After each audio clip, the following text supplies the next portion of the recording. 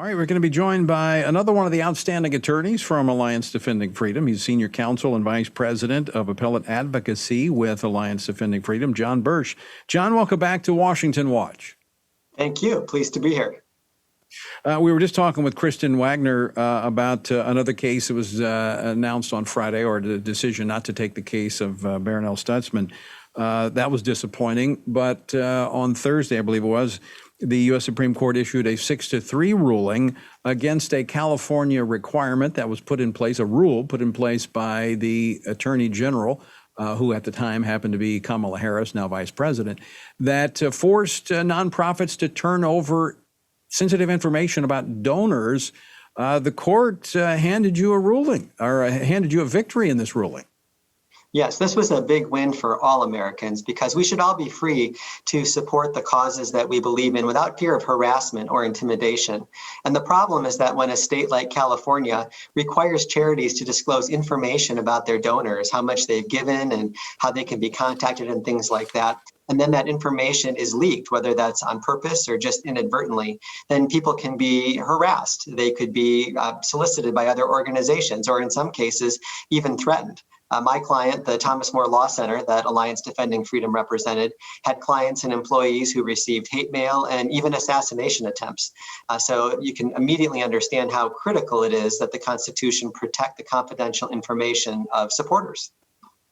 And John, this was a case in which you had people both on the left and the right opposed to this California rule. So you had an odd group of individuals signing or filing a friend of the court briefs in favor of overturning this law or this rule. Yeah.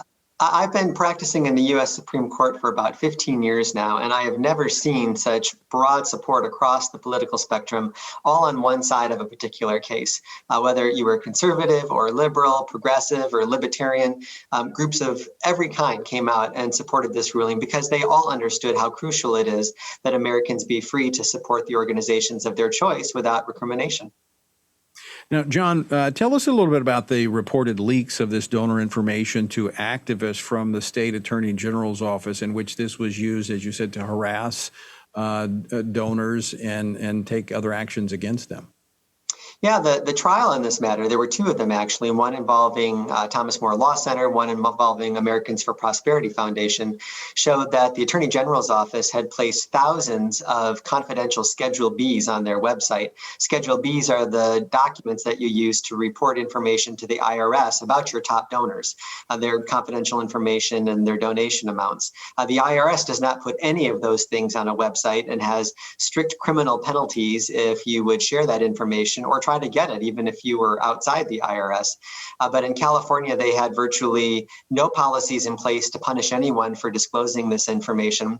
And the expert witness concluded that they leaked information like a sieve. It was not difficult for anyone to get. In fact, there were many documents that could be obtained simply by changing one digit on the URL address at the top of the website browser. So in light of all this, no one had any confidence that California was going to keep documents confidential in the future. And I think that was one of the many things that the court looked at in its overwhelming majority ruling in favor of freedom. On those leaks, do we know if that was accidental or was there evidence to suggest that it was intentional? There was no evidence at trial that it was intentional, although the Thomas More Law Center testified that they certainly felt targeted with respect to having to disclose this information because as a public interest law firm, defending religious liberty, free speech, and the right to life, they had views which were directly contrary to the policies that the California Attorney General's office has consistently supported. But just to give you a sense of how broad the negligence was with respect to the documents being released, even Planned Parenthood had many, many pages of its confidential information inadvertently released on the Attorney General's website. So, John, I would assume that other states will take note of this ruling by the Supreme Court, and that we should see the protection of donor information from nonprofit organizations uniformly across the country. I would certainly think so. In fact, the vast majority of states regulate charities and charitable fraud without any need for this information. California testified that it had never initiated a fraud investigation by using confidential donor information at the outset.